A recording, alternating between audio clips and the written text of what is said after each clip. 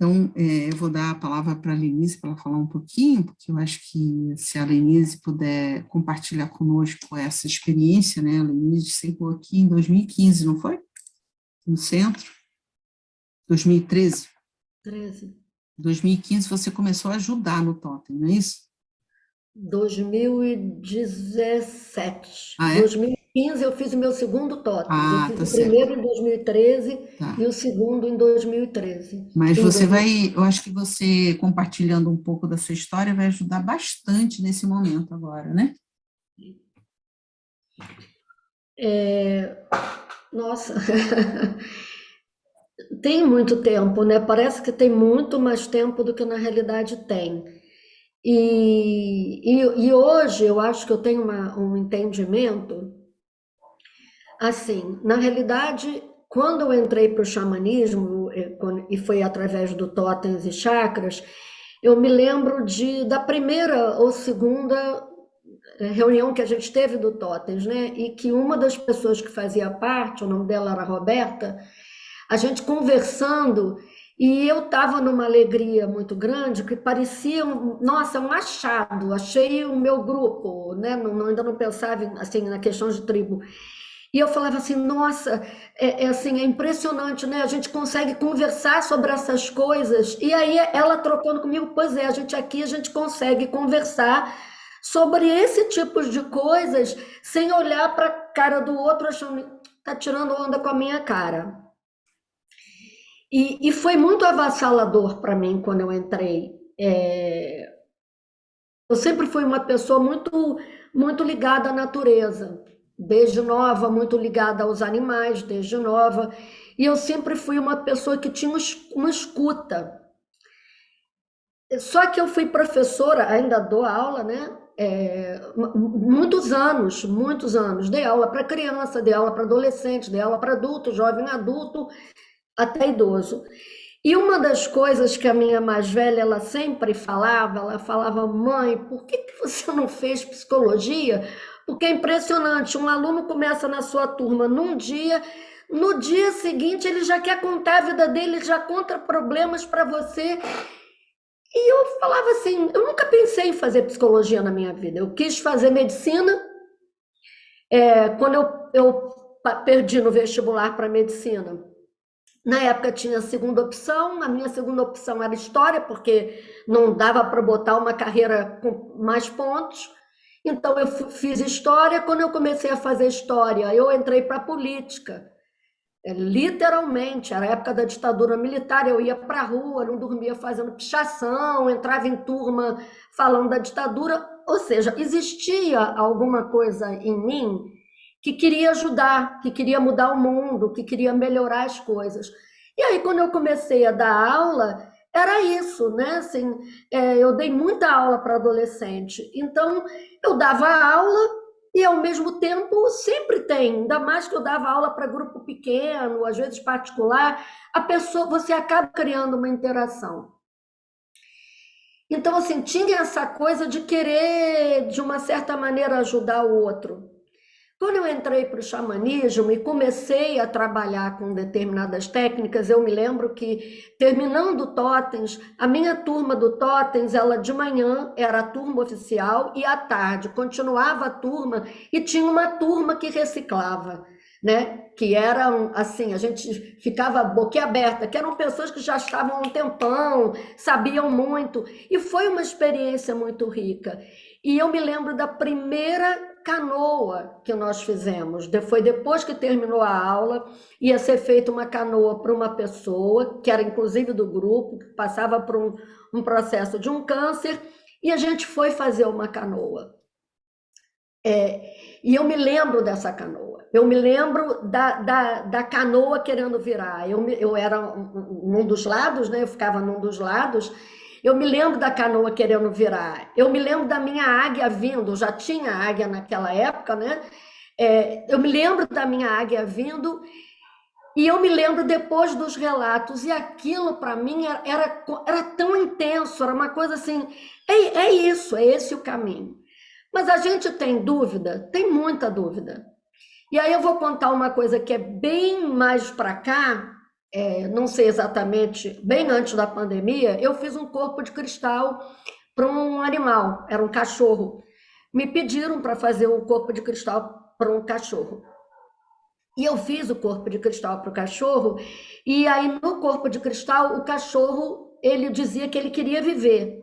Ele estava com problemas bem graves, a veterinária tinha colocado que tinha que fazer ou uma cirurgia na coluna, mas que essa cirurgia era um risco, podia ele não andar, e que podia fazer a eutanásia porque ele estava num sofrimento muito grande. E a dona, não foi a pessoa que me pediu, foi a filha da dona, estava muito desconsolada de ver o sofrimento e de saber o seguinte: eu posso fazer uma cirurgia, o bicho vai sofrer e não vai ficar bom. Estava decidida a fazer a eutanásia quando me pediram para fazer o corpo de cristal. E no corpo de cristal, pediram, o animal falou que ele queria viver. E aí você passa para a pessoa que te pediu o que aconteceu. E isso fez a dona, foi, poxa, então eu vou fazer a cirurgia. E o cachorro fez a cirurgia, fez fisioterapia, tá ótimo, anda, corre, pula, tá muito bom.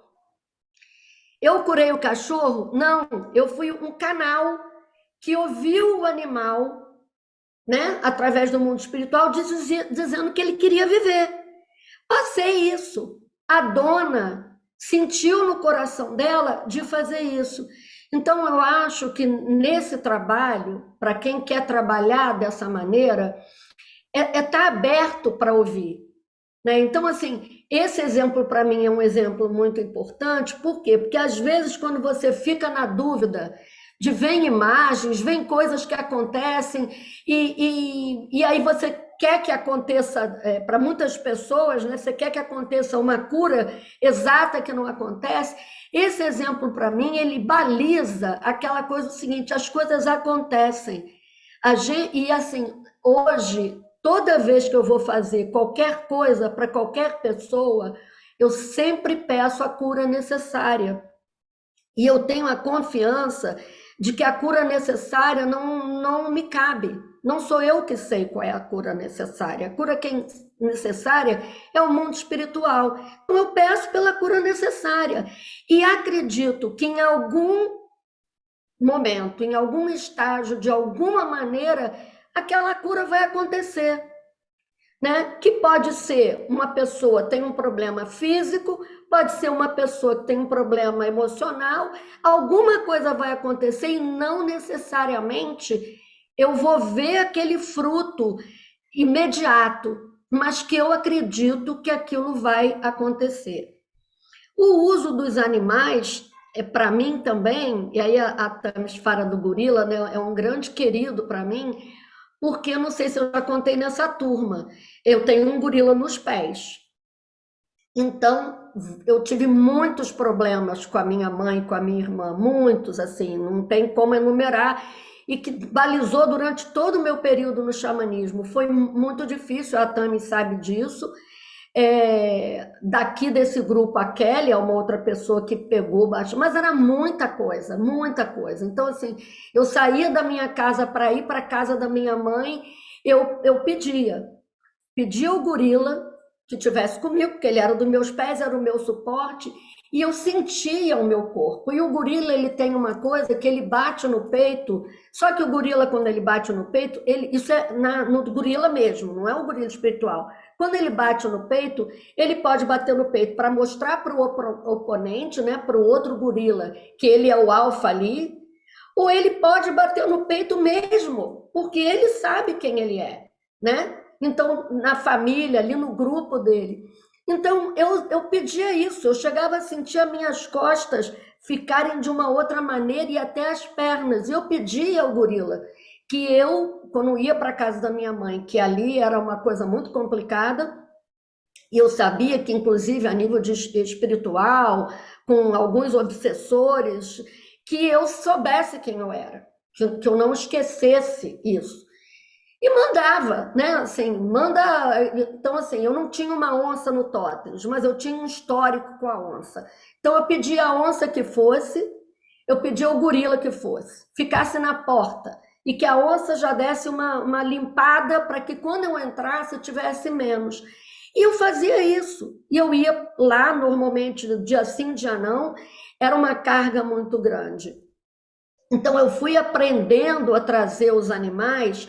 Existem animais que eu uso pouco, e hoje eu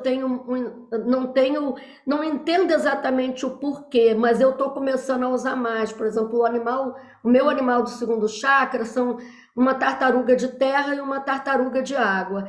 E ano passado, ou retrasado, eu fiz a jornada, veio uma garça que até agora eu não sei encaixá-la, ela não se mostrou, ela apareceu.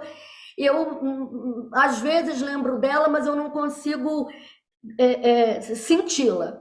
Será que Mas não é o Grow, não? não sei, pode ser. O Grow é Pode o ser. teu clã. Meu clã, Uhum. né?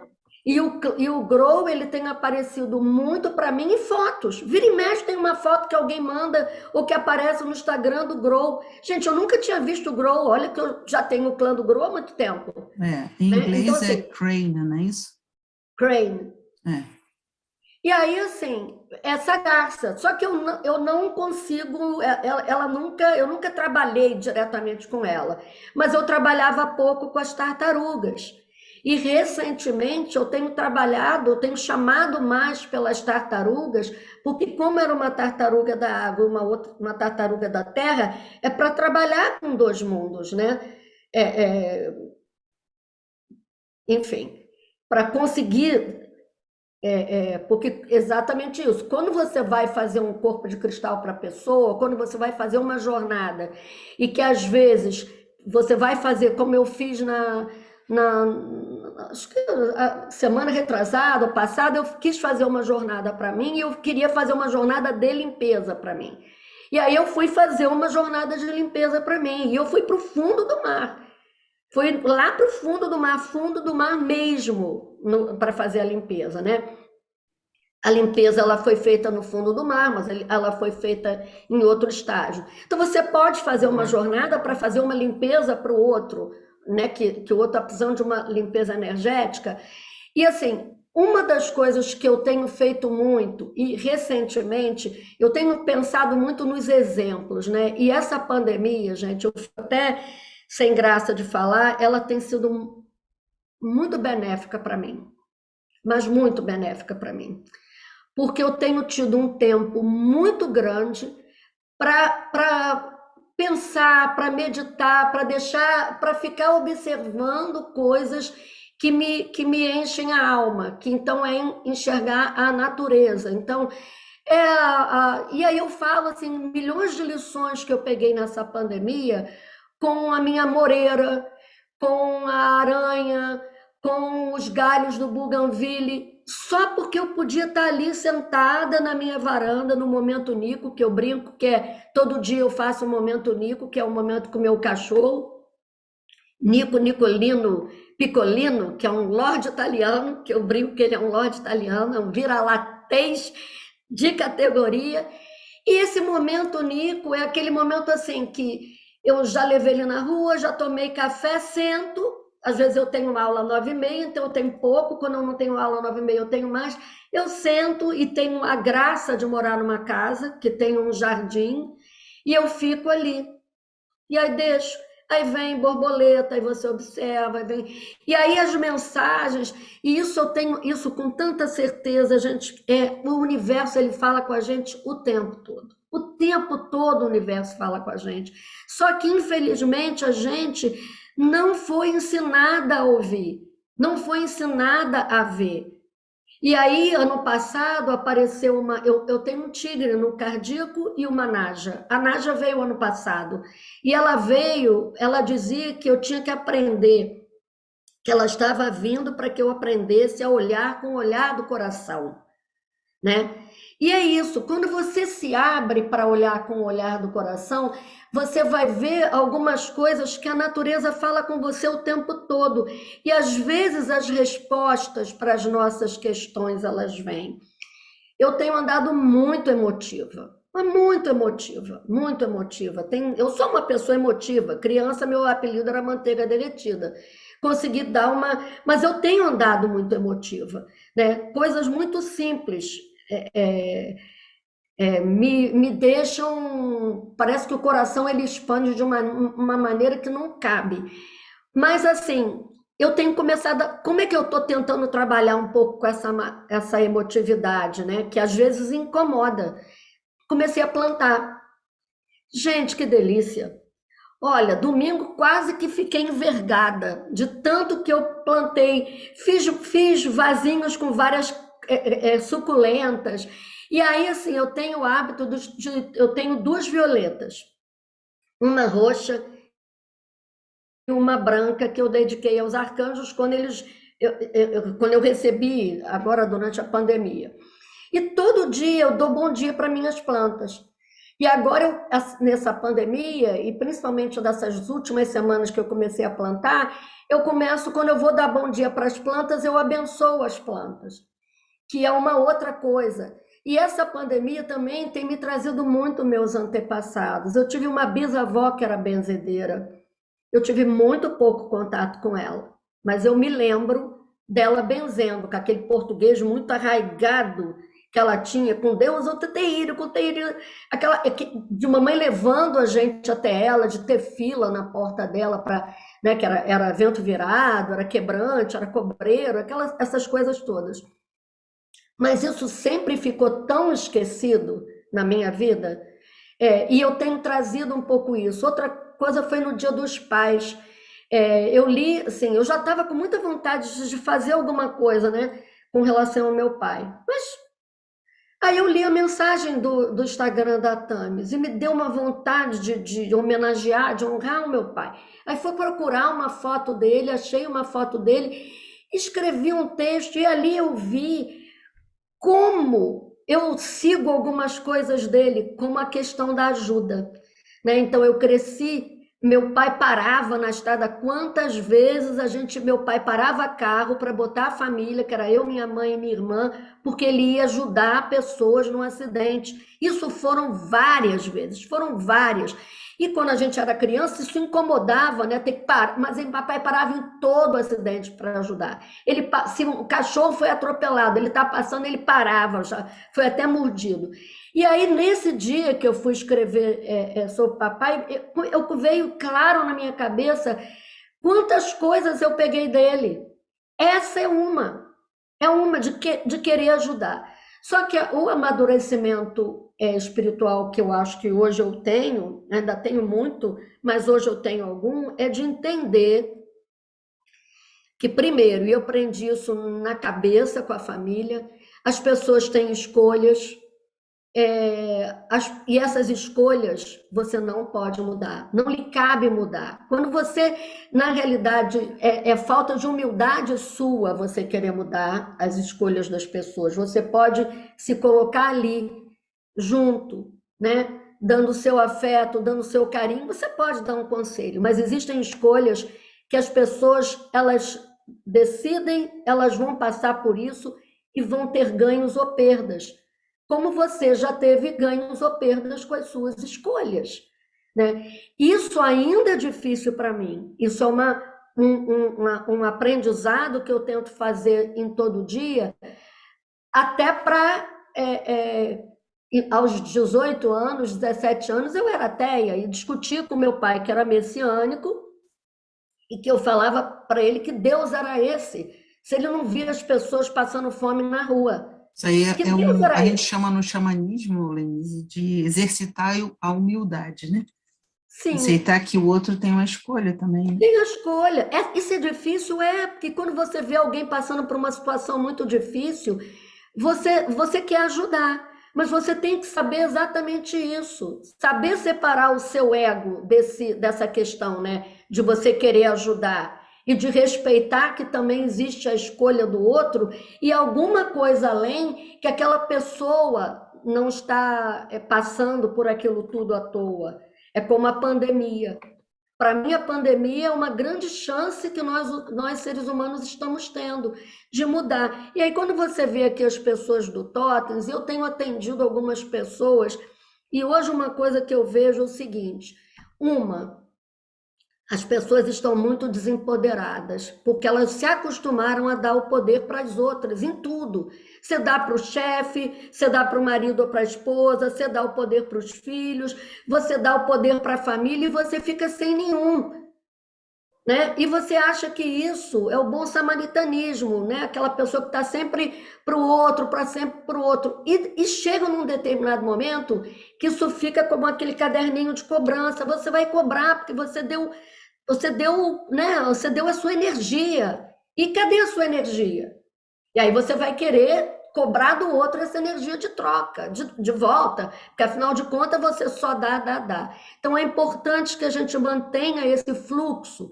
Existe um fluxo na vida que é saudável e que é para tudo, que é o fluxo de dar e o fluxo de receber. Quando a gente não mantém esse fluxo é ruim para a gente.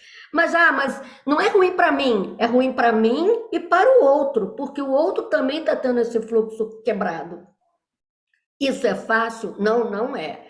A outra coisa que eu vejo muito hoje, né, fora a questão do empoderamento, é a nossa falta de generosidade conosco. Eu sou capaz de ouvir o outro, a dor do outro, a questão do outro, ou o que eu possa considerar meio doideira no outro e ser generoso, mas eu não sou generosa comigo. Aí eu tenho uma cliente que há 2 semanas atrás, ela foi contar um caso de como ela foi afetada por uma situação que a professora da filha fez. Foi realmente uma situação ruim. E ela entrou, uma mulher de mais de 30 anos, entrou na sala de aula, não quis saber, e chegou para a professora, cobrando da professora a atitude, que tinha sido uma atitude muito perversa com a criança, e ela chegou, ela perdeu completamente a noção, e ela chegou e falou assim, eu tô com tanta raiva de você, mas tanta raiva de você, que eu tenho vontade de matar. Gente, vocês imaginem isso numa sala. Se eu pudesse, eu te estrangulava. Eu olhando para ela, e aí ela falando, conversando, ela falando assim, eu não consigo, era eu ali, eu não ia matá-la, mas se eu pudesse, eu a matava, se eu pudesse, eu estrangulava, porque naquele momento era o que ela queria fazer. E aí depois a gente conversando, assim, às vezes a gente, porque nós fomos educados, ainda mais quem trabalha na espiritualidade, gente, quem está na espiritualidade quer ser bom, né? Quem quer estar na espiritualidade quer ser bom. E o bom, nós somos bons. Agora, o bom pode ter um estigma.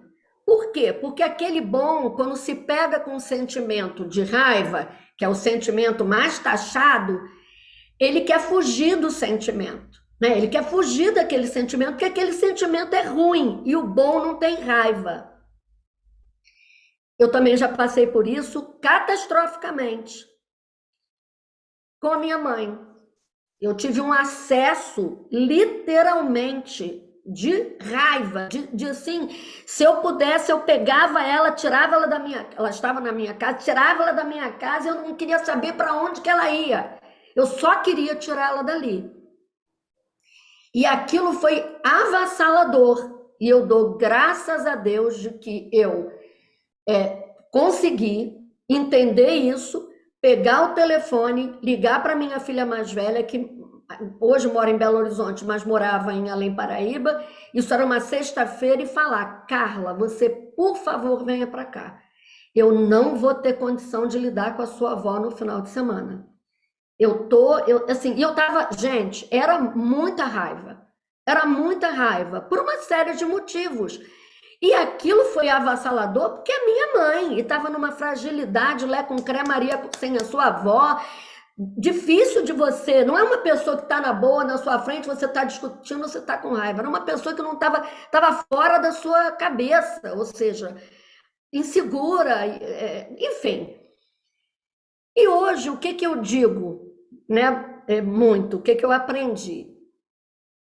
Eu tenho raiva, como eu tenho medo, como que eu posso tentar usar isso de uma maneira positiva?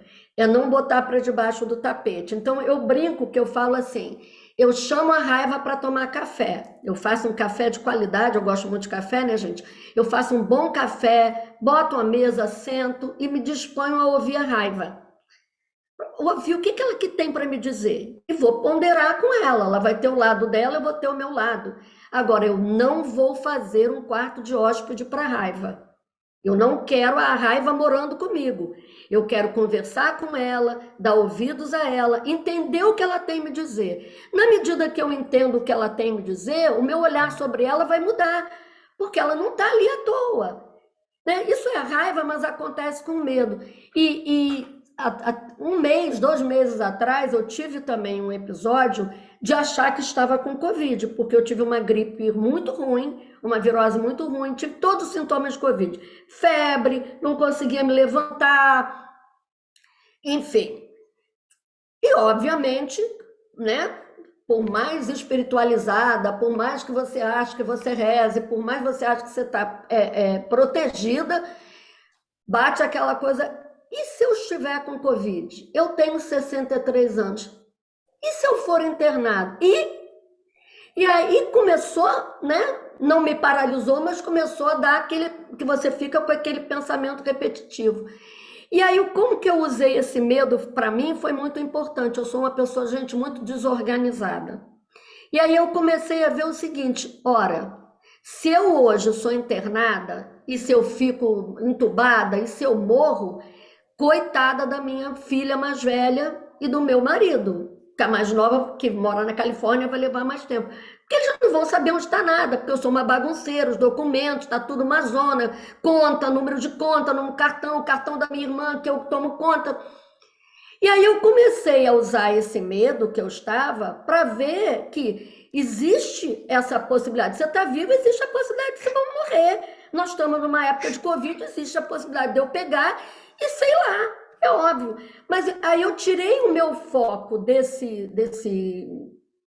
coisa que estava começando a fazer aquelas formas de pensamento pesada e ver o seguinte, eu tenho que me organizar.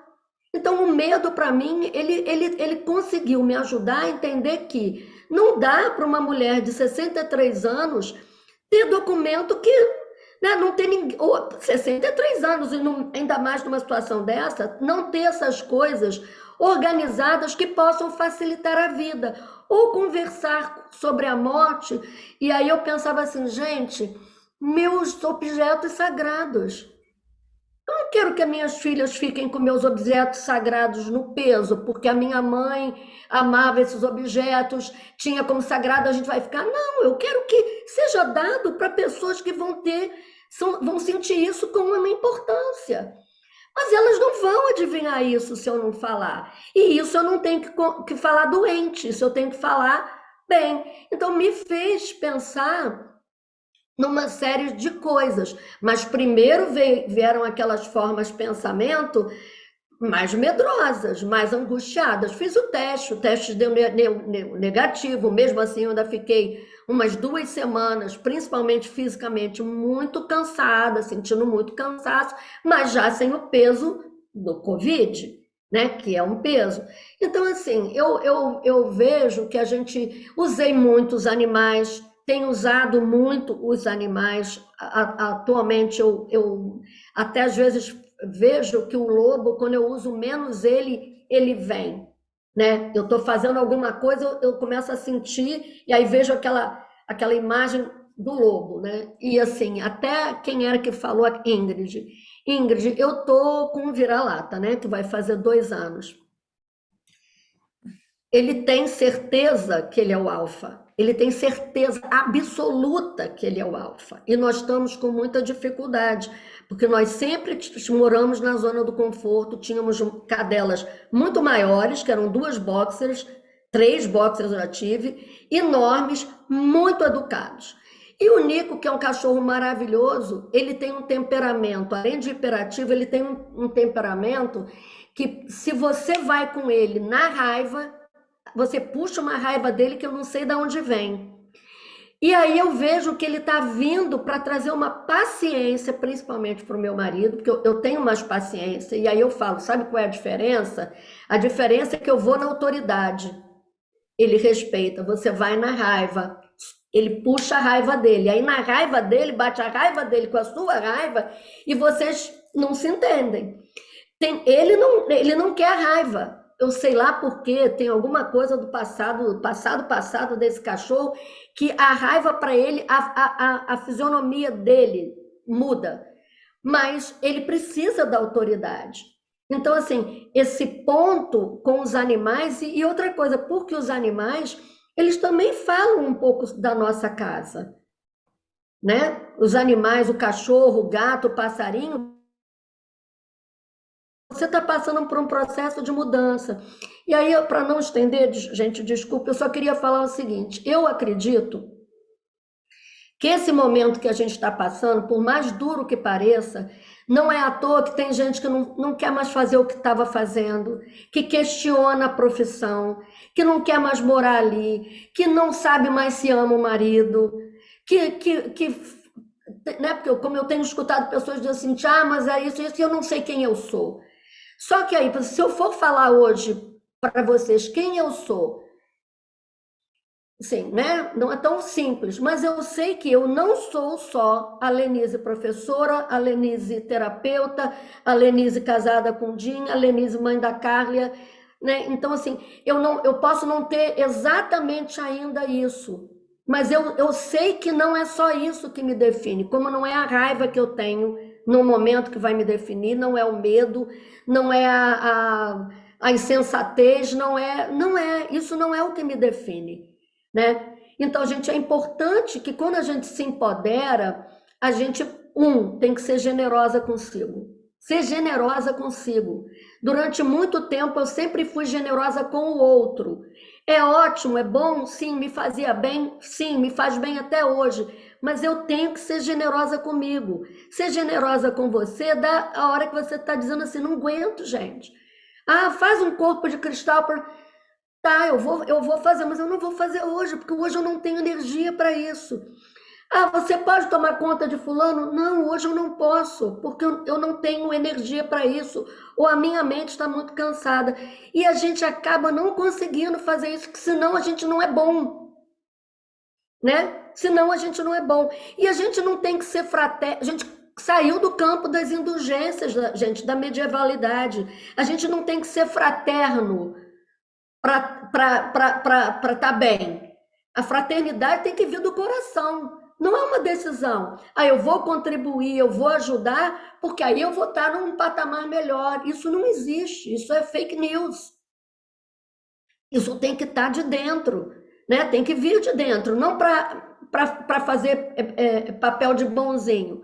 Porque, na realidade, e eu acredito também nisso, todos nós somos luz, todos nós somos bons, todos nós viemos da fonte, né? E só que a gente acreditou durante muito tempo que a fonte é totalmente afastada da gente e que a gente está muito impuro, né? E óbvio, assim, se a gente está aqui na Terra, não tem ninguém iluminado, gente. Se está iluminado, ele está travestido para nos ajudar, mas a maioria aqui somos nós. Somos nóizinho, que tem o seu ataque de pelanca, que tem a sua... É isso. Mas isso não nos identifica.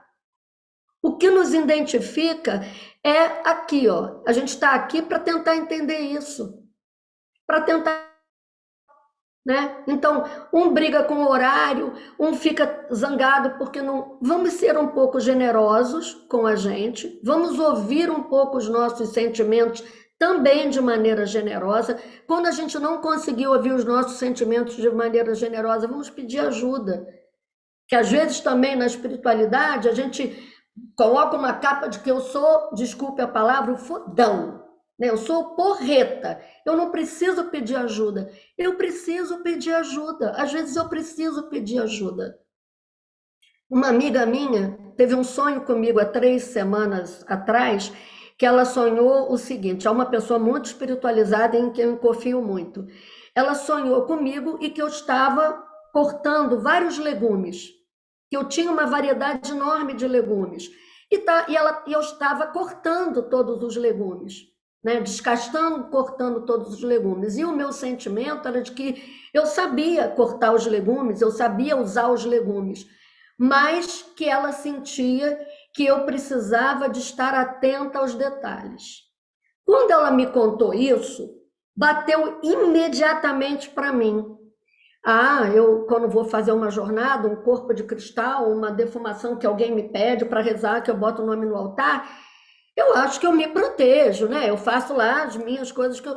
Só que para mim esses legumes eu já sei alguns caminhos da proteção, mas eu tenho que estar, foi como bateu para mim, eu tenho que estar atenta mais aos detalhes. Esse sonho dessa amiga foi para mim o seguinte: eu tenho que estar mais atento a como eu me protejo por conta de um momento que nós estamos passando, de uma densidade que está aí, de uma densidade que as pessoas que te pedem orações, ou copo de cristal, ou jornada, ou seja, o que for, está passando. E que você não está passando por diferentes. Então, se você não consegue fazer ter um bom cuidado, você vai sintonizar de alguma maneira com alguma coisa ali, que você vai se sintonizar pela sintonia, mas você não precisa trazer para você, né? Ou se você pegar uma rebarbinha, né, como a Tamis fala, você pegar uma rebarbinha, aquilo não vai te arriar, porque pode te arriar, né?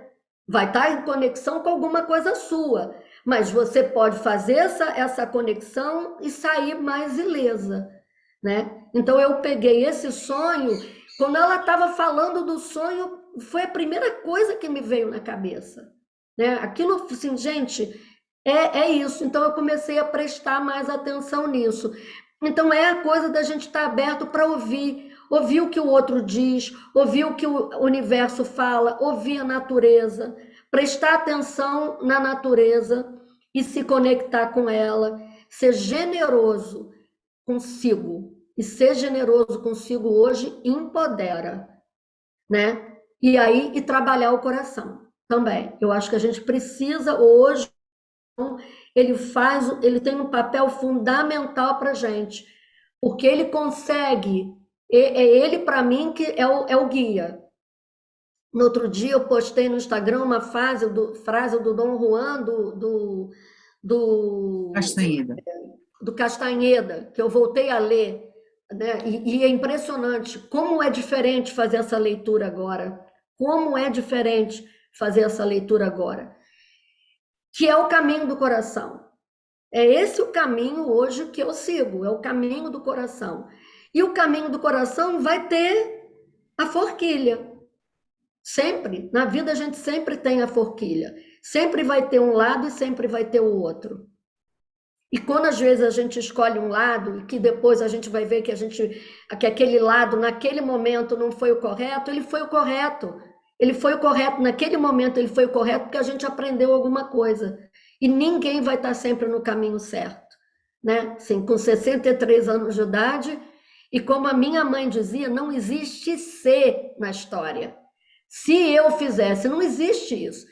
Se eu casasse, se eu fizesse, já acabou. A gente pensa nesse ser, mas a história não tem ser. Ela não tem ser. Minha mãe dizia isso o tempo todo pra gente.